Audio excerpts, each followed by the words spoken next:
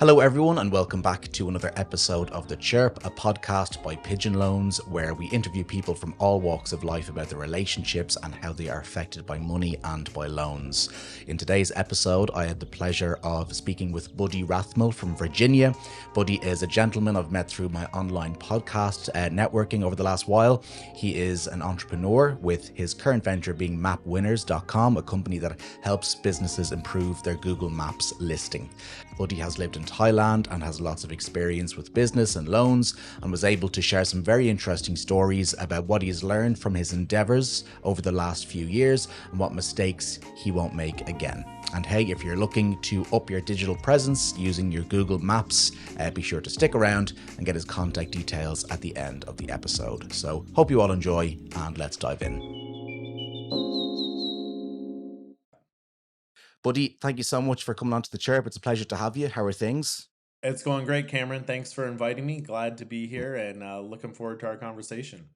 My pleasure. Yeah, me too. Me too. So, we kind of know each other through the podcast industry, kind of networking in that way. But I'd love for you to tell our listeners a little bit about who you are and what you're doing at the moment as well. Sure. Yeah, I've spent my life like kind of living all over the world, most of the time out of America, more time than in, but just recently moved back from Thailand to Roanoke, Virginia, and I had a school for entrepreneurs this last year, and out of that school, I launched um, a business called Map Winners just to help clients get to the top of Google, and really enjoying that. I One of my first clients, I helped him triple his business to go from 5 employees to 20, and then we were off to the races. I started consulting in 1999 after a stint in corporate America, and and then did some missions work. We did some anti-human trafficking work in Thailand, and then after a season, I went back to business consulting, and in my business consulting, I was helping this guy with a pitch. He was a solar installer and wanted to land a big Japanese company, so we did this whole PowerPoint pitch for him. And as he's leaving, he's like, "Yeah, I got in a huge fight with my wife last night." And I was like, "Oh, really? Like, what happened?" And he goes, "Well, she hasn't answered Facebook messages from potential clients in 3 months, and this German guy got all over my Facebook. He wrote on every post like how I wasn't real and I sucked and all this kind of stuff. And it turns out like, we just haven't been responding to messages." And I was like, "Well, how are you getting business?" And he said, "Well, that work that you did for me on Google last year, like that's I get more business than I can handle just from that." And I was like, as he's saying this, my mind is spinning because I knew I spent like 5, 6 hours of like SEO work, and it had helped him to go from 5 employees to 20. So I was like, holy crap. And so I found one of the best guys in the world. I asked him to mentor me, and it's just like the power of Google business profiles right now for businesses is just off the charts. And so um like he has like 300 clients, and hardly ever does a client leave. I'm a little bit earlier in my agency. But it's super powerful for businesses. Like, it's really the only advertising channel most businesses need after they get theirs set up. So it's really fun. I love helping people just in general. So it's kind of fun to help people grow their businesses. Fantastic. And you, Buddy, growing your own businesses, have you any stories about your own, your career trajectory where money or loans have maybe affected your relationships, or maybe just your own life in general? Yeah. Well, I've had money and I've been in debt, and it's a lot more fun to have money. Yeah, indeed. For sure. Uh but yeah, in 2015, I decided to start a couple of escape rooms in Cambodia and Thailand. And these were going to be like, we were with the largest franchisor of escape rooms, and these were going to be like, their just kind of flagship store was going to be in Cambodia and Angkor Wat. And we had we had like multi-level rooms, like elevators that you would go by hand, flowing water, rooms that moved, all this stuff. So I needed a lot of money for build out. It was about 100,000 in each location to build out. Um, the places. And while we had like the highest rents in each city and huge rooms, I had 8 rooms in one city, six in another. So I had to get, I put all of my life savings plus about 100,000 of investor capital into these. And about 8, 9 months in, I knew like this was never going to take off. I called all the others in Asia, like the ones in Australia and Europe and North America were kicking butt. Mm. All the ones in Asia, pretty much that I talked to, eventually went under, including like the number one location in Bangkok. They all ended up shutting down. So yeah, there was a lot of stress around that. Like, I got done and I'm like, I'm 100 grand in debt to investors. So like sold an extra car, cashed in retirement, you know, didn't go out to eat for 5 months at one point. And thankfully we were living in Thailand. And so our expenses were, quite a bit less. Um, but yeah, that wasn't a fun season for sure of being in debt. And I had personally guaranteed all of all of the loans. And looking back now for like a large business like that, um, I would and have structured it differently where I'm not personally guaranteeing that kind of money Hmm. like going into something, even though I would do everything in my power to pay people back. In fact, one of my investors I saw at a conference in Silicon Valley a couple years ago, and he just said, "Hey, I really appreciate your integrity, doing everything you could to pay me back on time with interest in spite of your circumstances." And he's like, you know, just respect from that, Mm. but was not a fun situation. And so moving forward, for our family, we just kind of structured things where it's like, okay, we're going to have like business finances are totally separate from our life and family and personal finances. Hmm. And I think that for us, that was just a really good way to go for moving forward for sure. Absolutely. And do you mind me asking why this is a little bit of a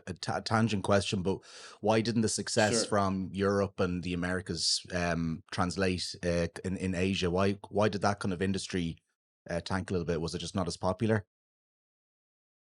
Yeah, I'm not sure exactly. I know part of it is like especially in Southeast Asia, like they're really big in China, but there are these like there'll be like one room where it's just kind of more like puzzles, where ours was like were these like physical like big things where like we had one room where you would open a door and realize it was a brick wall, and clues would tell you that you actually had to physically move like this huge room, like you'd push it down and then you'd open another door, and at the end like you're shooting a laser like through one room, it's going through a statue and there's a mirror hidden like in the eyes of the statue and shoots out the laser and you see a brick on a wall that and Yeah.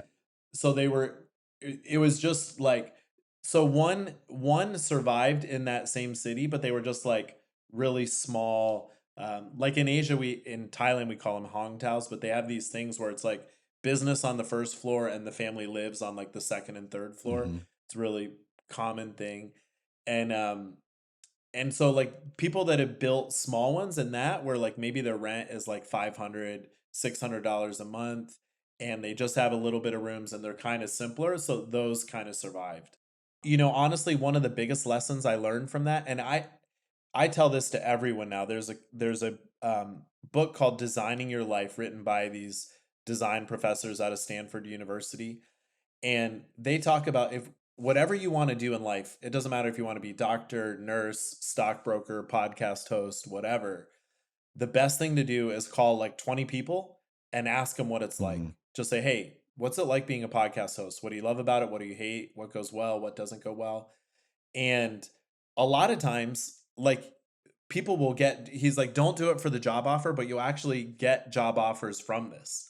Like, if you call 20 podcast hosts, maybe somebody is like, hey, we're expanding. Do you want to join our team? Or it doesn't matter what the job is. And that's what I did. I had read that book and I thought about that partway through. And I called all the other people in Asia one morning and I was like, oh crap, I'm screwed. Like, they were, nobody was profitable.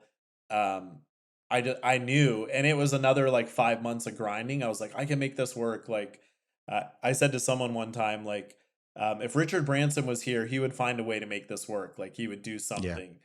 And I had said that to a number of people. I'm like, he got like the naked chick on his back parasailing or, windsurfing, and he does all these things, and someone's like, "Hey bro, like half of Richard Branson's businesses have failed. Like he didn't make every one of his businesses fail, Yeah. or successful." And so yeah, just market forces. But my lack of, there was a couple lessons for me. I tried to launch, two big ones in two different countries at the same time. Um, and in Asia, like starting a company is so much more difficult than in the West, like especially America. Like I can right now literally like I could go online, I could have company, bank, website, everything for America done today, and like I've got a registered company. Like that's not the case in Asia. And yeah, so just market forces, but that lesson of I actually helped somebody get a job just this year. They were a teacher coming back to America, and I was like, "Hey, just call people in the industry and just ask them like what's going on," Mm. and they ended up landing a job just by saying, "Hey, do you know anyone that's hiring for this?" And they were like, "Oh yeah, actually my husband, blah blah blah." And they ended up getting a job. So I think that calling up people for prototyping conversations, would have saved me Yeah. $250,000. So, yeah, I think all of those things together combined for a massive failure and a big slice of humble pie for me. Brilliant, brilliant. And you kind of said something there that was interesting about, moving forward, you're going to separate your personal and familial finance with your business finances. Yeah. Can you kind of talk to me, without getting too personal, but what kind of the actions that you're going to take now, you and your family? What are some of the things that you are going to do differently in that regard? So, one of the things like this school that I started last year was actually funded by an Hmm. investor. And so I set up a holding company, set up the company, set up the bank account, and got an investor to fund the school with the idea that we're funding him, and paying him back through the business. And that was set up like I'd actually I asked for like I think $86,000 to run the first startup. School is about 7 months. And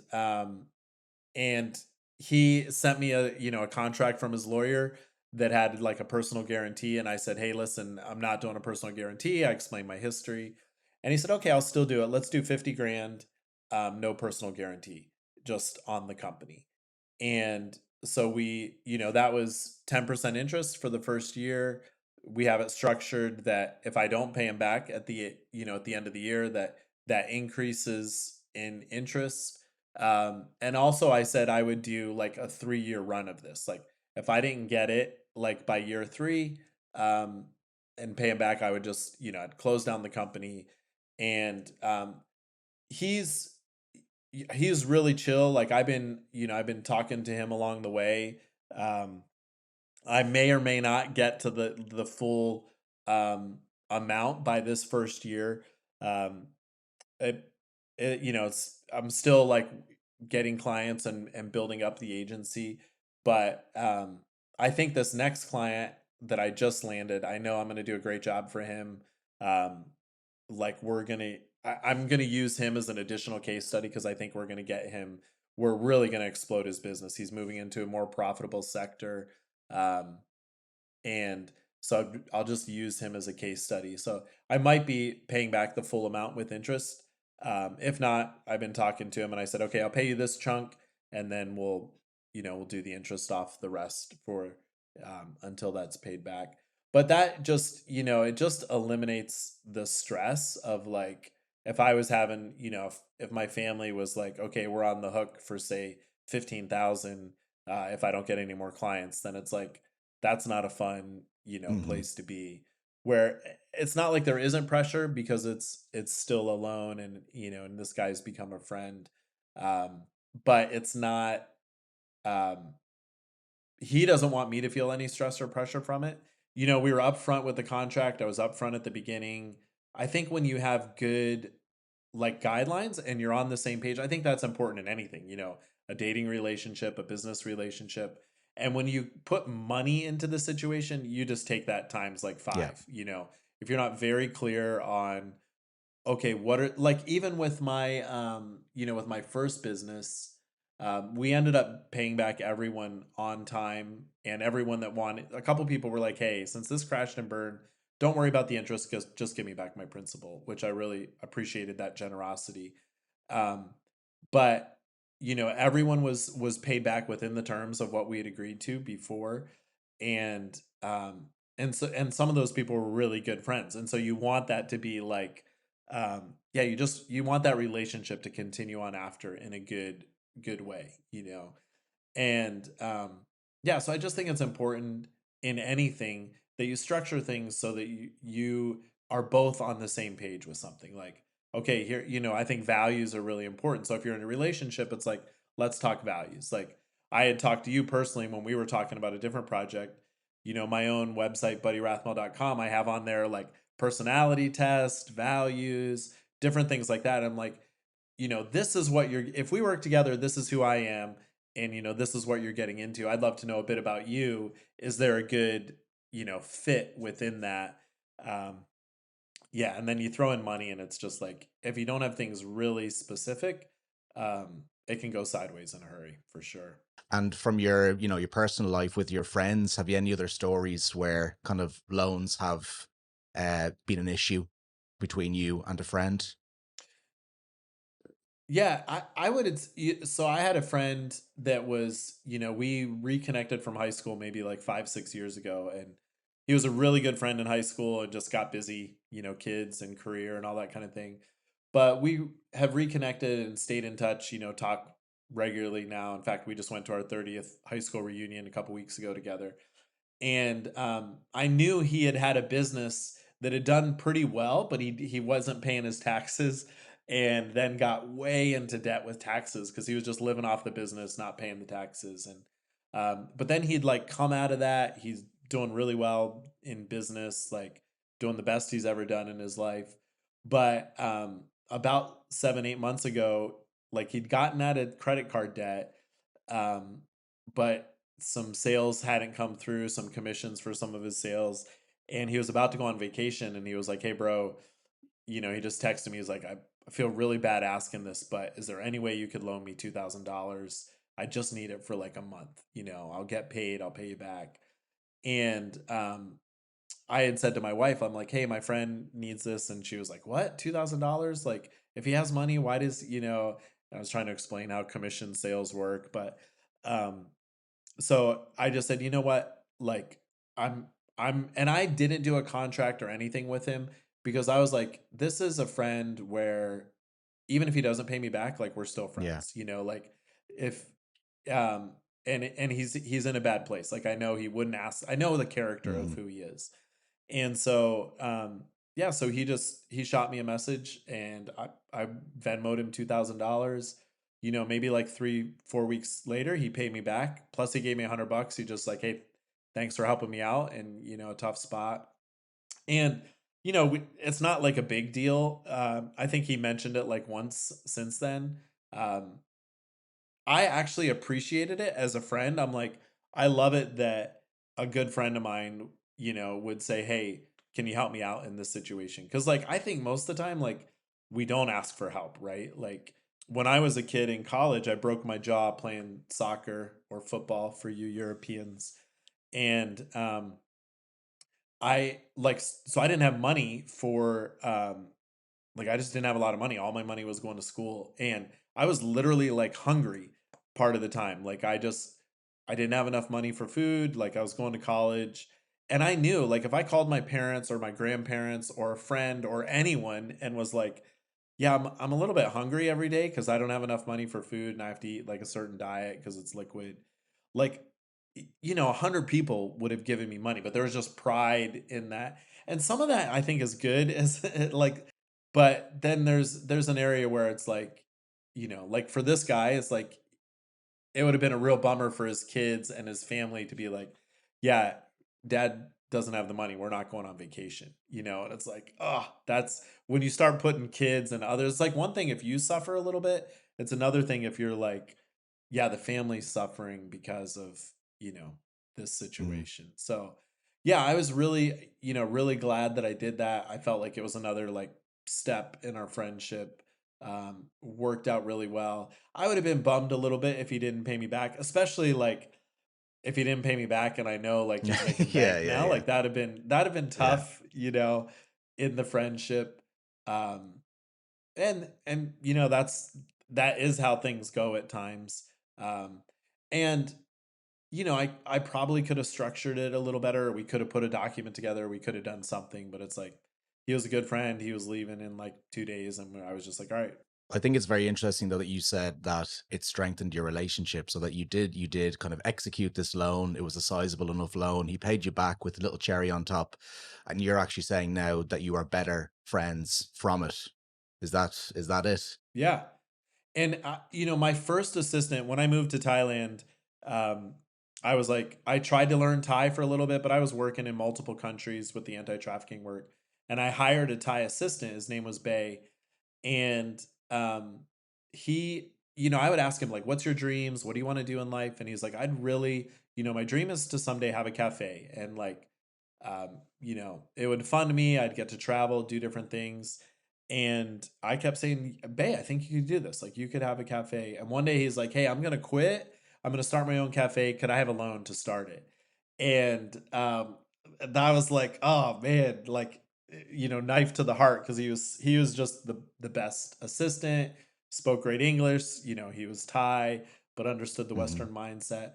But I gave him the loan with no expectation of him paying me back. Like I didn't say that to him, but I was like, if he doesn't pay me back, you know, he doesn't pay me back.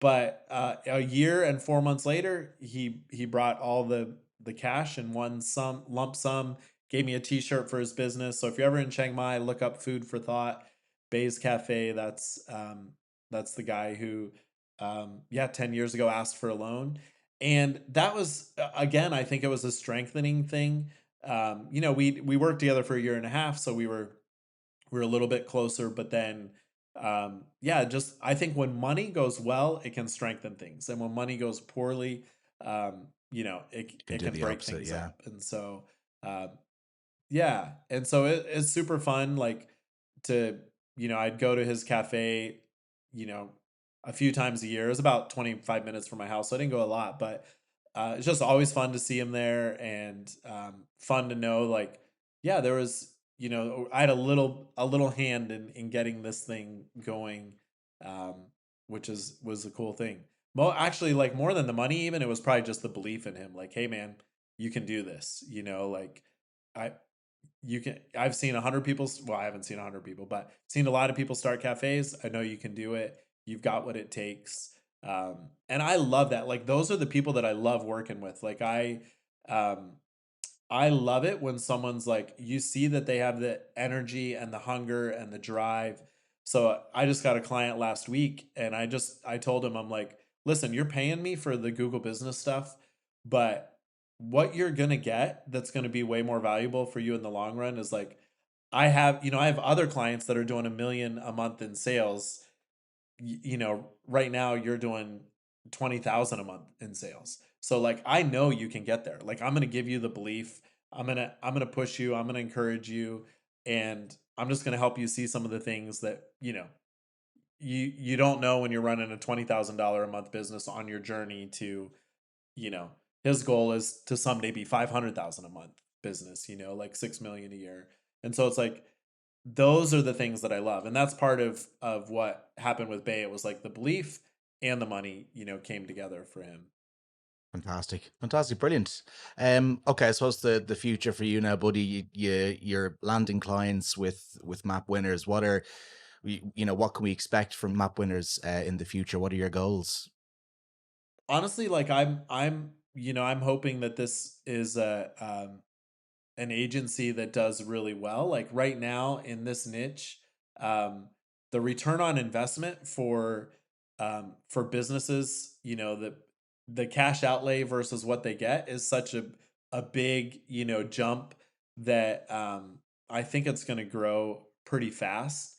My goal is to work it really hard this first year, and then next year I want to get a bus and a driver because I do some of that now, like where I'm driving, and I'm like, man, if I had my own driver, I could be working while I'm going. Love to travel, love to to see clients in person, and to see friends in person. And I'll run my school. It's thebamschool.com, starting in January. So I'll have my students helping me with some of those pieces that go along with it.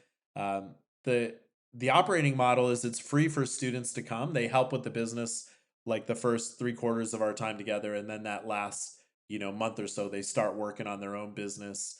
They get to see the workings of the business, and then they get to take the same model. Like, I have map winners that's like all niches, and then I have a specific niche that I'm working on. But they'll come in and they'll pick one niche and go, okay, I'm going to go out and I'm going to do this. So yeah, looking to see map winners grow in the future alongside of the BAM school. And yeah, I'm excited about the future and what's coming up. Fantastic. Sounds very exciting. Brilliant. Well, listen, buddy, I really appreciate you coming on and sharing those stories. There's some really good stories that you shared. Very relevant to what we like to talk about on the Chirp. If people want to get in touch with you or want to learn more about map winners, what's the best way to get in contact? Yeah, just buddy at mapwinners.com is probably the best way to reach out to me. I'm on LinkedIn and Facebook. I'm the only Buddy Rathmell in the world, so I can Oh, find wow. people there as well.